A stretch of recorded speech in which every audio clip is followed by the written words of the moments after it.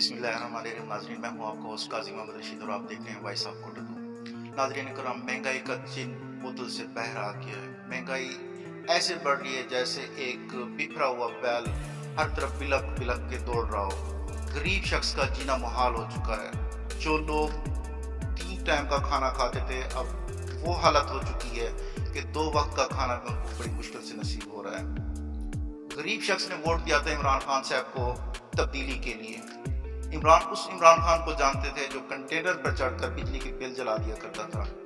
आज बिजली के रेट बढ़ चुके हैं, पेट्रोल का रेट बढ़ गया है। सुनने में आ रहा है कि मजीद पेट्रोल के रेट बढ़ रहे हैं, बिजली महंगी हो चुकी है, खाने पीने की अशिया महंगी हो चुकी हैं, बल्कि गरीब शख्स की पहुंच से बहुत दूर हो चुकी हैं। घी, चीनी, दाल, आटा, वो तमाम चीज़ें इतनी महंगी हो गई हैं कि गरीब शख्स का जीना मुहाल हो चुका है। इन तमाम चीज़ों पर बात करने के लिए आज हमारे इस प्रोग्राम का हिस्सा हैं हल्का 279 के उम्मीदवार मेरी मुराद अरशद सिद्दीकी साहब हैं, जो कोटदू बार के सदर भी हैं। आइए उनसे बात करते हैं। अस्सलाम वालेकुम। वालेकुम सलाम। सर, कैसे हैं आप? ठीक हैं अल्हम्दुलिल्लाह। सर, मौजूदा महंगाई ने कमर तोड़ दी है, गरीब शख्स का जीना मुहाल हो चुका है। आप चूँकि एक्टिव पर्सन है, फील्ड में भी जाते हैं, लोगों से भी मिलते हैं, और आपका शोबा ऐसा है कि आपके पास गरीब लोग भी काफ़ी आते हैं। उनकी क्या सोच है, क्या उनके थाट्स हैं, और आप क्या कहते हैं मौजूदा महंगाई के बारे में? बिस्मिल्लाहिर्रहमानिर्रहीम। कोई शक नहीं, इस वक्त जो महंगाई है, गरीब के लिए 2 वक्त की रोटी जो है वो भी बहुत मुश्किल हो गई है। और मैं ये कहता हूँ कि महंगाई का सुनामी आया है पाकिस्तान में।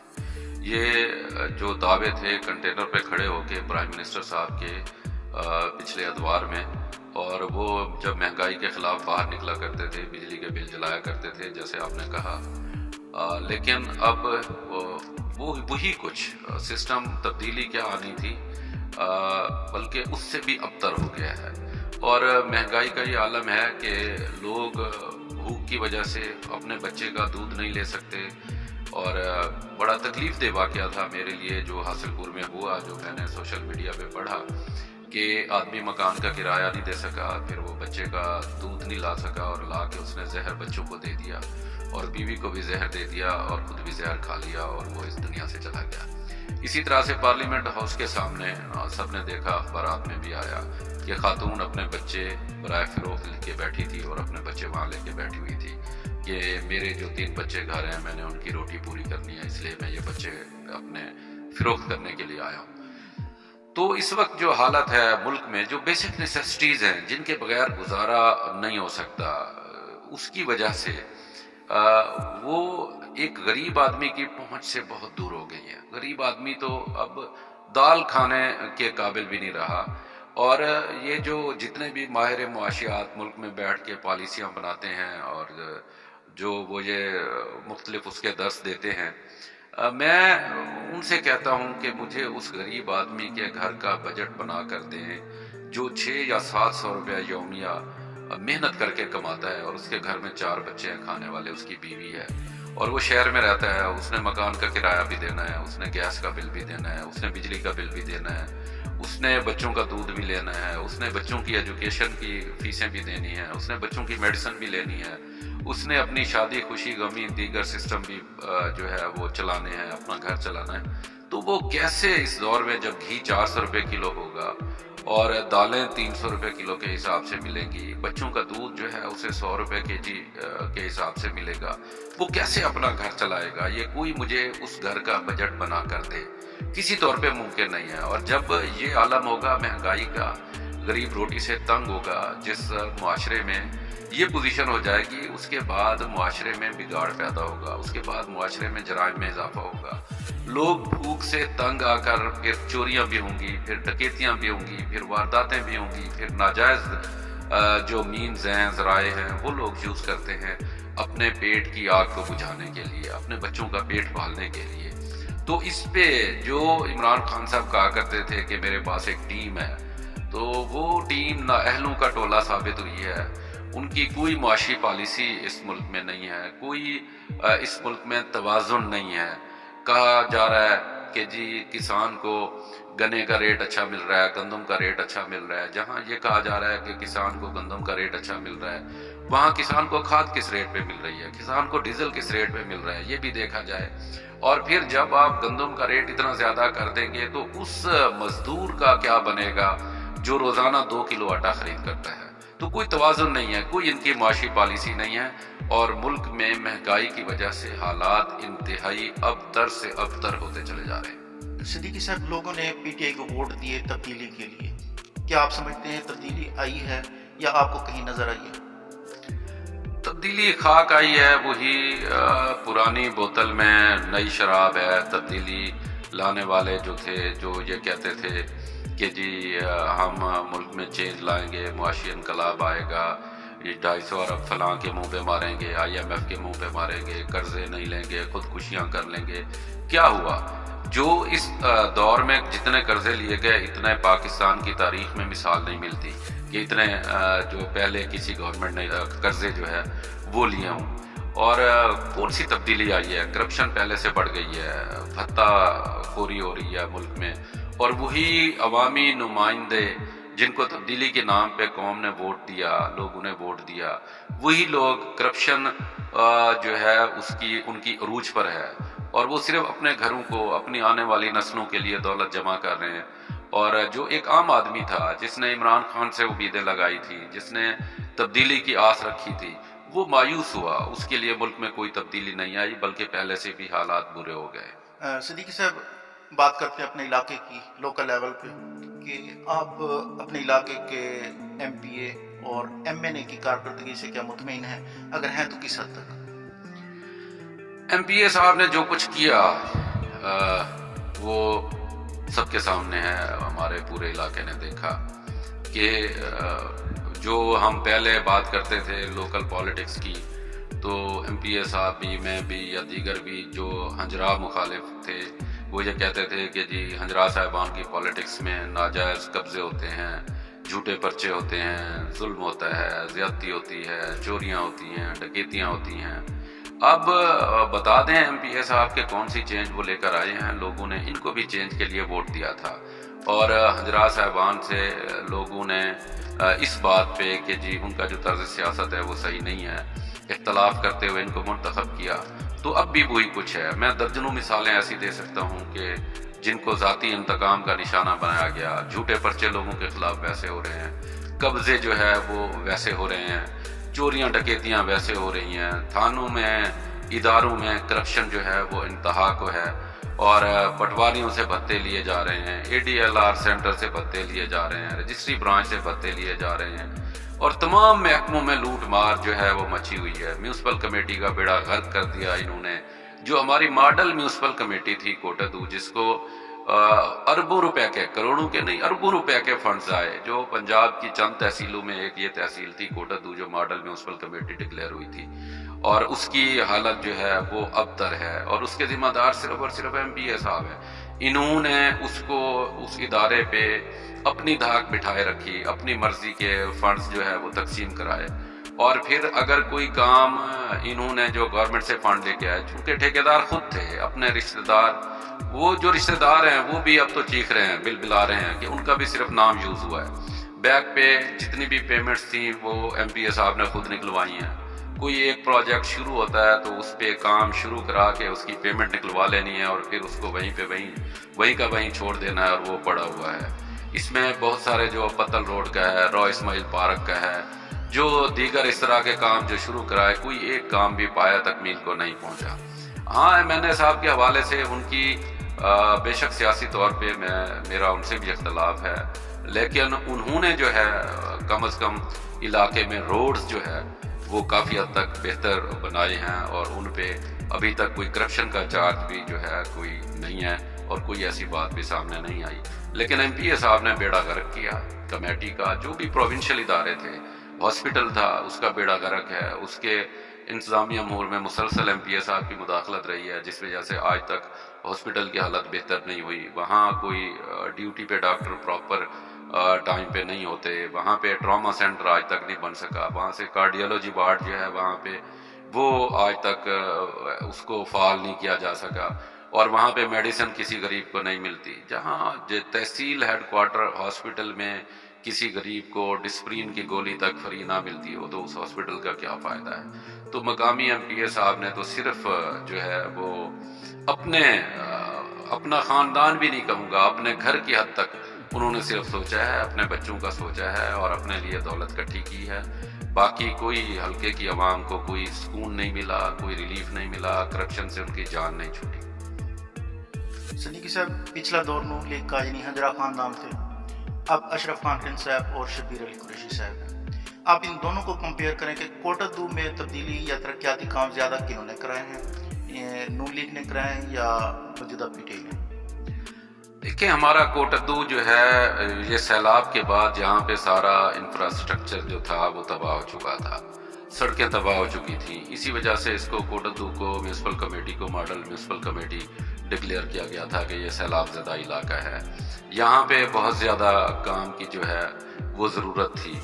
اور میاں شبیر علی قریشی صاحب نے، ایم این اے صاحب نے، چونکہ ان کے پاس انہیں قدرت نے ایک موقع بھی دیا، چانس بھی دیا، انہیں منسٹری بھی ملی، اس بنیاد پہ انہوں نے کوشش کی ہے جس حد تک روڈز جو مجھے دیکھنے میں نظر آئے ہیں وہ بنے ہیں، یا یہاں پہ پاسپورٹ آفس کا قیام، وہ بھی ایک اچھا احسن اقدام تھا. یہ چیزیں جو ہے ہوئی ہیں. باقی ایم پی اے صاحب کی تو صرف باتیں ہی ہیں اور تو کچھ نہیں ملا. میرے کہنے کا مقصد صرف کمپیئر کرنا تھا ہجرا خاندان نے کتنے ترقیاتی کام کرے ایز ٹو کمپیئر موجودہ پی ٹی آئی. زیادہ وہاں ہوئے تھے، 3.5 سال تو تقریباً ہو چکے ہیں. کیا انہوں نے زیادہ کرائے ہیں یا نون لیگ نے کرائے تھے؟ میں اس کو کمپیئر کس طرح سے کروں؟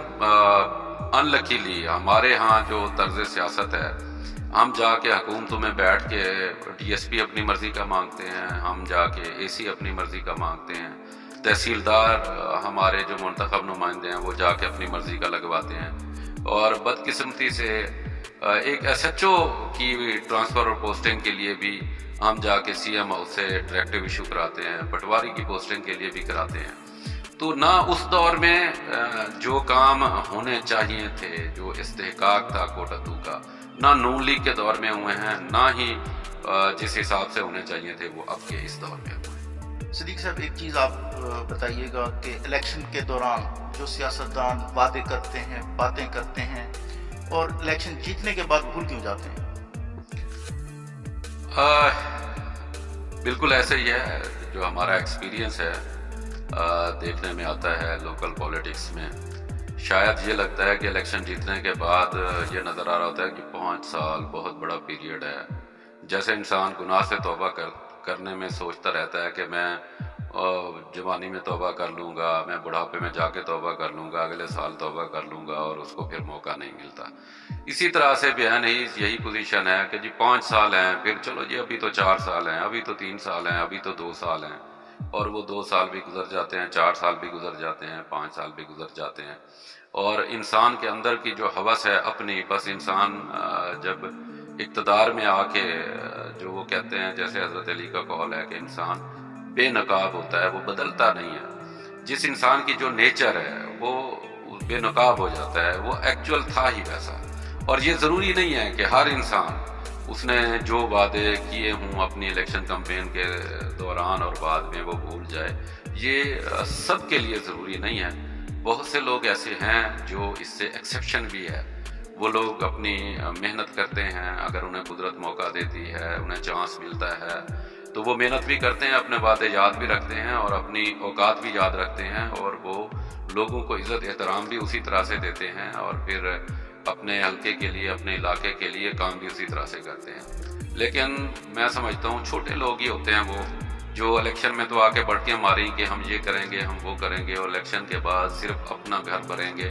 تو وہ چھوٹے لوگ ہیں، ان کی چھوٹی سوچ ہے، ان کی اتنی ہی سوچ تھی کہ بس وہ الیکشن میں باتیں کی اور انہیں یہ لگتا ہے کہ شاید ہمیں پھر عوام میں نہیں جانا پڑے گا، لیکن بہرحال پھر جانا پڑے گا، اور عوام جو ہے وہ بہترین احتساب کر سکتی ہے الیکشن کے موقع پہ. بات کرتے ہیں اداروں کے حوالے سے. موجودہ سچویشن کیا چل رہی ہے اداروں کی؟ ایک غریب شخص جو کام کرانے کے لیے آفس جاتا ہے، کیا اس کا کام ویسے ہی ہوتا ہے جیسے ایک امیر شخص کا ایک کال پہ ہو جاتا ہے یا کسی ایک رکے پہ ہو جاتا ہے؟ بالکل نہیں، بالکل نہیں. میں اس بات کو کہ ہر آدمی کو بطور شہری قانون کی نظر میں, آئین کی نظر میں امیر اور غریب میں کوئی فرق نہیں ہے. جتنا استحقاق اس پاکستان کے اداروں میں امیر کا ہے اتنا ہی استحقاق غریب کا ہے.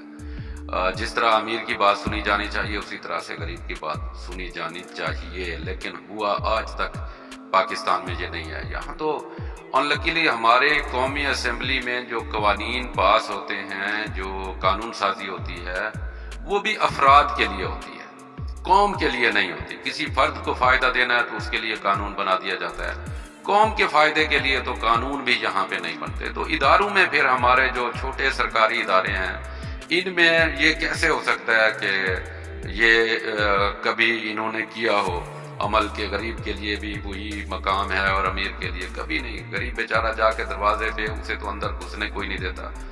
جو گزٹڈ آفیسر ہے اس کے دفتر میں, وہ تو جا کے باہر سارا دن بیٹھا رہتا ہے اور صاحب اندر گپ لگا رہے ہیں, صاحب اندر کسی آنے والے سفید پوش کو چائے پلا رہے ہیں, صاحب کسی ایم این اے صاحب کے وہاں پہ مشیر آئے ہوئے ہیں, ایم پی اے صاحب کے وہاں پہ نمائندے آئے ہوئے ہیں, ان کے معاملات سن رہے ہیں, ان کے ساتھ گپ میں بیٹھے ہیں, اور غریب دفتر کے باہر کئی دن دھکے کھا کے باہر بیٹھ کے واپس آتا ہے, اس کی کوئی نہیں سنتا.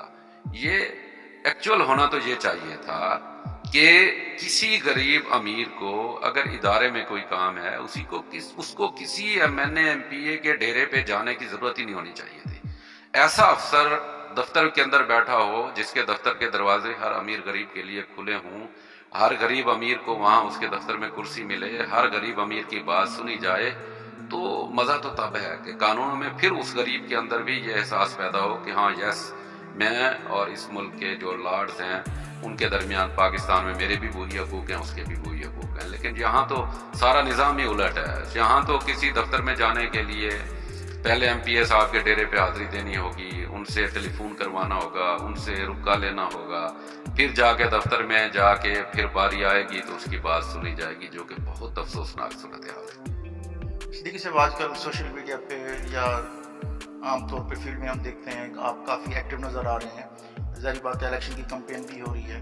جب آپ فیلڈ میں جاتے ہیں تو کیا رسپانس مل رہا ہے, لوگوں کی کیا ویوز ہیں, لوگوں کی کیا ڈیمانڈز ہیں, لوگ کیا سوچ رہے ہیں؟ ہاں الحمدللہ, میں واقعی فیلڈ میں میری ایکٹیویٹی کچھ زیادہ ہے, میں کر رہا ہوں اپنے حساب سے. اس کو الیکشن کمپین نہیں کہہ سکتے, ایک رابطہ مہم ہے, عوام رابطہ مہم, اپنے احباب کے پاس, لوگوں کے پاس جانا ہے. اور میں دیکھ رہا ہوں کہ ہمارے علاقے کے لوگ جس طرح پہلے حضرات صاحبان کی سیاست سے تنگ تھے, اور علاقے میں جو جس طرح سے لوگوں نے ان کے طرز سیاست سے جس نفرت کا اظہار کیا, اور 30 سال بعد وہ جو نفرت دیکھنے کو آئی, وہی نفرت ایم پی اے صاحب کے خلاف 3 سال بعد دیکھنے کو ملی. اور میں الحمدللہ مختلف علاقوں میں, شہر میں اور قرب و جوار میں, دیہاتوں میں, اپنے پورے حلقے میں میں جا رہا ہوں. بڑا اچھا رسپانس ہے لوگوں کا, چونکہ لوگ اس پرانے سسٹم سے بھی اکتا چکے تھے, ادھر بھی واپس نہیں جانا چاہتے, اور پھر تبدیلی سے بھی اب تنگ آ گئے ہیں, اس سے بھی اکتا چکے ہیں, اور موجود ایم پی اے صاحب کے رویوں سے بھی لوگ اکتا چکے ہیں. تو بہت سے لوگ ابھی صورتحال دیکھ رہے ہیں, اس پہ نظر رکھے ہوئے ہیں, اور بہت سے لوگوں نے میرے لیے واقعی یہ حیران کن ہے کہ جو اقتدار والی پارٹی کا حصہ تھے, اپنی پارٹی کو خیر بات کہہ کر وہ ہمارے ساتھ جوائن کر رہے ہیں. تو اس کی وجہ یہی ہے کہ یہاں پہ انہیں پیار ملتا ہے, یہاں پہ انہیں محبت ملتی ہے, یہاں پہ ان کی بات بھائیوں کی طرح سنی جاتی ہے, یہاں پہ کوئی گودا گیری نہیں ہے, گودا کلچر نہیں ہے, یہاں پہ کوئی کسی کی اہمیت کم اور کسی کی زیادہ والی بات نہیں ہے. تو الحمدللہ ہم دوستوں کو احترام دیتے ہیں. میرے لیے کوئی ورکر نہیں ہے, میرے لیے سب کے سب دوست ہیں جو میرے ساتھ چل رہے ہیں, اور یہی دوست میری برادری بھی ہیں, یہی دوست میرے دست و بازو بھی ہیں, یہی دوست مجھے پورے حلقے میں لے کے جا بھی رہے ہیں, اور میں جا بھی رہا ہوں, اور عام پبلک کی طرف سے الحمدللہ چونکہ ان کو لوگ دیکھ چکے ہیں اس لیے بہت اچھا رسپانس مل رہا ہے. اور میں سمجھتا ہوں کہ اس الیکشن میں کوٹدو کی عوام وہ چاہ رہی ہے کہ وہ حقیقی تبدیلی کی طرف جائے, اور انشاءاللہ ہمیں موقع ملا تو کوٹدو کی عوام حقیقی تبدیلی دیکھے گی. صدیقی صاحب, جس طرح آپ کام کر رہے ہیں, اللہ تعالیٰ آپ کو کامیابی دے. اگر آپ اقتدار میں آ جاتے ہیں تو کیا جو وعدے یا جو باتیں آپ کر رہے ہیں وہ اقتدار میں آنے کے بعد پوری ہوں گی, یا وہ خواب رہ جائے گا؟ میں برملا اپنے تمام پروگراموں میں بھی کہتا ہوں کہ خدا نہ خواستہ اگر میری نیت یہ ہو کہ میں اقتدار حاصل کر کے میں دولت کٹھی کروں اور مجھے کوئی دولت کی ہوس ہو تو مجھے خدا ایسا اقتدار نہ دے، مجھے خدا ایسی کامیابی نہ دے۔ میں خلق خدا کی خدمت کا جذبہ رکھتا ہوں۔ میں نے غربت خود جھیلی ہے، میں نے دیکھی ہے، مجھے پتہ ہے غریب آدمی کے مسائل کیا ہیں، اور میں خود حساس طبیعت کا مالک ہوں۔ میں سیلف ریسپیکٹ کا قائل ہوں اور میں یہ چاہتا ہوں کہ ہر غریب آدمی کی سیلف ریسپیکٹ کا خیال رکھا جائے، اسے احترام دیا جائے اور اس کے معاملات میں اس کے لیے آسانی پیدا کی جائے۔ میں کوٹدو کے میری ذات کے اوپر بہت زیادہ کوٹدو کے لوگوں کے میں سمجھتا ہوں احسان ہے۔ میں اس کے بدلے میں کوٹدو کے لیے کرنا چاہتا ہوں، بہتری کرنا چاہتا ہوں، اور انشاءاللہ اگر اللہ تعالیٰ نے موقع دیا تو کوٹدو کے لوگ دیکھیں گے پھر میونسپل کمیٹی میں یہ حالت نہیں ہوگی۔ ہمارے شہر میں سب کو تبدیلی نظر آئے گی۔ سب سے پہلے میونسپل کمیٹی، ہاسپٹل، یہاں پہ سرکاری تعلیمی ادارے، یہاں پہ رشوت کا خاتمہ، اداروں میں بغیر کسی سفارش کے تاکہ لوگ آ جا سکیں، بغیر کسی سفارش کے وہ اپنے کام خود جا کے کرا سکیں، انہیں کسی ایم پی ایم این اے کے ڈیرے پہ چکر نہ لگانے پڑیں۔ تو یہ چیزیں میرے ذہن میں ہیں۔ انشاءاللہ قدرت نے مجھے موقع دیا تو میں انشاءاللہ کوٹدو کو بدل کے بھی دکھاؤں گا، اور میں الحمدللہ اللہ تعالیٰ نے مجھے جس نعمت سے نوازا ہے، میں اس حوالے سے اپنے کوٹدو کے مسائل کو جا کے آگے اجاگر بھی کر سکتا ہوں، بات بھی کر سکتا ہوں، اور کوٹدو کے لوگوں کو یہ احساس ہوگا کہ ہم نے اپنا کوئی نمائندہ منتخب کیا جو ہمارے حقوق کے لیے لڑ رہا ہے۔ صدیقی صاحب، جس طرح اب ایک سرکاری سیٹ کا فرض کرتے ہیں، ایک ٹیچر کے لیے ایک سیٹ نکلتی ہے، تو نام اسکیل کا ٹیچر ہے یا کسی بھی اسکیل کا ہے، پہلے اس نے تعلیم حاصل کی، پھر اس نے اس کا کورس کیا، فرض کے بی ایڈ کیا، ایم ایڈ کیا وغیرہ، اس کے بعد دوبارہ اس کو این ٹی ایس ٹیسٹ دینا پڑتا ہے۔ اسی طرح سیاستدان جب آتے ہیں، عوام کی خدمت کے لیے آتے ہیں، تو کیا آپ نہیں سمجھتے کہ عوام کی خدمت کا جذبہ لے کے آتے ہیں، اس کے لیے کوئی کرائٹیریا ایسا ہو جس طرح ہر شعبے کے لیے ایک تعلیم کا ایک درجہ رکھا جاتا ہے، اس کے بعد پھر کورس ہوتا ہے، اس کے بعد پھر ایک این ٹی ایس ٹیسٹ یا اس طرح کا کوئی ٹیسٹ دیا جاتا ہے، جو وہ پاس کرتا ہے پھر اس کو وہ سیٹ ملتی ہے۔ اسی طرح آپ سیاست میں کیا سمجھتے ہیں، ہونا چاہیے نہیں ہونا چاہیے؟ اصل میں کوئی معیار تو ہونا چاہیے، اس میں کوئی شک نہیں، اور ہم جو بات کرتے ہیں جمہوریت کی اور آئیڈیل جمہوریت، ہم اس کی انگلینڈ کی بات کرتے ہیں، وہاں بھی جمہوریت میں جو ہے ہاؤس آف لارڈز ہے اور ہاؤس آف کامنز ہے۔ لارڈز کے لیے الگ ان کا، جیسے ہمارا سینٹ ہے ان کا ہاؤس آف لارڈز ہے، اور ہاؤس آف کامن وہاں پہ کامن پیپل جو ہے وہ جائیں گے، لارڈز اس کے لیے الیکٹ نہیں ہو سکیں گے، اور ملک کی جو قانون سازی ہے وہ ہاؤس آف کامن جو ہے وہ کرتا ہے۔ یہاں پہ ہمارے جیسے میں نے پہلے کہا سارا نظام یہ الٹ ہے۔ کیا تربیت ہوگی؟ وہی ایک جاگیردارانہ سسٹم جو شروع سے 74 سالوں سے اس پاکستان میں چلا رہا ہے۔ وہ لوگ جنہوں نے انگریز کی غلامی کی، انگریز کی تابعداری کی، انگریز کے مخبر بنے، انگریزوں نے انہیں جاگیریں الاٹ کی، زمینیں الاٹ کی، انگریز چلا گیا، پھر ان اپنے غلاموں کو ہمارے اوپر مسلط کر گیا، اور وہی لوگ نسل در نسل چلے آ رہے ہیں اقتدار میں۔ ان کی تربیت کیا ہونی ہے؟ تربیت سب سے پہلے گھر میں ہوتی ہے، اور ان کی تربیت وہی ہے جو انہوں نے اپنے بڑوں کو دیکھا ہے۔ ہم یہاں پہ یہی دیکھتے آ رہے ہیں کہ پشت در پشت وہی لوگ اقتدار میں چلے جا رہے ہیں، وہی سیاست، اس نے اپنے باپ کا طرز سیاست دیکھا، وہ اسی سے متاثر ہے، اسی کے پیچھے چل رہا ہے، وہی کچھ کر رہا ہے۔ چاہے اس نے آکسفورڈ سے ایجوکیشن حاصل کر لی، لیکن باپ کا طرز سیاست اس نے نہیں بدلا، وہ اسی باپ کے طرز سیاست پہ چلا آ رہا ہے۔ وہ آج بھی لارڈز کی طرح بیٹھتا ہے، اور کسی غریب کو اس کے ساتھ چارپائی پہ بیٹھنے کی اجازت نہیں ہوتی۔ کوئی غریب اس سے آنکھ میں آنکھ ڈال کے بات نہیں کر سکتا، کوئی غریب اس سے پوچھ نہیں سکتا کہ کل تک آپ کے پاس یہ تھی، یہ پراپرٹی تھی، آج یہ جائیداد کیوں بن گئی ہے۔ تو یہاں پہ تربیت کی کمی ہے، اور ہمارے جو سیاستدان ہیں جو وہی چونکہ، اور سسٹم اتنا جو مہنگا کر دیا گیا ہے اس الیکشن کو، ایک فرضی سی پابندی آئین میں تو ہے کہ جی ایم پی اے کے الیکشن پہ اتنا خرچ ہوگا اور ایم این اے کے الیکشن پہ اتنا خرچ ہوگا، لیکن ان تمام رولز کی دھجیاں اڑائی جاتی ہیں جب الیکشن ہوتا ہے۔ بے کامن مین تو اس موجودہ سسٹم میں الیکشن لڑنے کا سوچ ہی نہیں سکتا۔ ایک غریب آدمی جو اس مہنگائی کے دور میں اپنے بچوں کی روٹی مشکل سے پوری کرتا ہے، وہ کیسے کروڑوں روپے کے اخراجات برداشت کرے، چاہے اس کے پاس کوالیفیکیشن کتنی اچھی کیوں نہیں ہے، اس کی تربیت کتنی اچھی کیوں نہیں ہے، اس کے اندر احساسات کتنے اچھے کیوں نہیں ہیں، لیکن وہ اس پالیٹکس میں وہ کہتا ہے جی یہ گندا کام ہے۔ حالانکہ اگر نیک نیتی سے کیا جائے، لوگوں کی خدمت کے جذبے سے کیا جائے تو یہ ایک بہت بڑی عبادت ہے۔ اس کا اللہ کے ہاں بہت بڑا اجر ہے کہ آپ لوگوں کی خدمت کی نیت سے سیاست کرتے ہیں اور پھر لوگوں کی خدمت بھی کریں۔ لیکن یہاں پہ جو سسٹم چلا رہا ہے پشت در پشت وہی سیاستدان ہیں، وہی جاگیردار ہیں، اور انہوں نے اپنی جاگیروں کا تحفظ کرنا ہے، اپنی جاگیریں مزید بڑھانی ہیں، اور اپنا تسلط اپنے مختلف علاقوں پہ انہوں نے اپنا قائم رکھنا ہے۔ تو ہونا یہی چاہیے تھا کہ ان کے لیے بھی کوئی اکیڈمی ہونی چاہیے، کوئی ایجوکیشن کی پابندی ہونی چاہیے، جیسے پرویز مشرف کے دور میں انہوں نے ایک شرط رکھی تھی، لیکن وہ بھی اس لیے ناکام رہی کہ پھر انہی کے لوگ تھے۔ اگر کوئی کسی نے گریجویشن نہیں کی تو اس نے اپنے بچے کو الیکشن لڑا دیا، اگر کوئی گریجویٹ نہیں ہے اس نے اپنی بیوی کو الیکشن لڑا دیا۔ آئے پھر بھی وہی مخصوص خاندان ہے، جو 350 خاندان ہیں پاکستان کی پالیٹکس میں، وہی چلے آ رہے ہیں۔ بہت کم موقع ملتا ہے کسی آدمی کو جو نیچے سے آ کے اس سسٹم میں وہ یہ جنگ لڑے اور اس کو موقع ملے۔ ٹھیک ہے صدیقی صاحب، آپ نے ہمیں ٹائم دیا اور اچھی اچھی باتیں بتائی ہیں اور اپنا ویژن عوام تک پہنچایا۔ آپ کے تشریف آوری کا شکریہ۔ بہت شکریہ، آپ کی بہت مہربانی، میں آپ کا شکر گزار ہوں۔ آپ نے موقع دیا کہ میں اپنی بات اپنے حلقے کے لوگوں تک پہنچا سکوں۔ Thank you.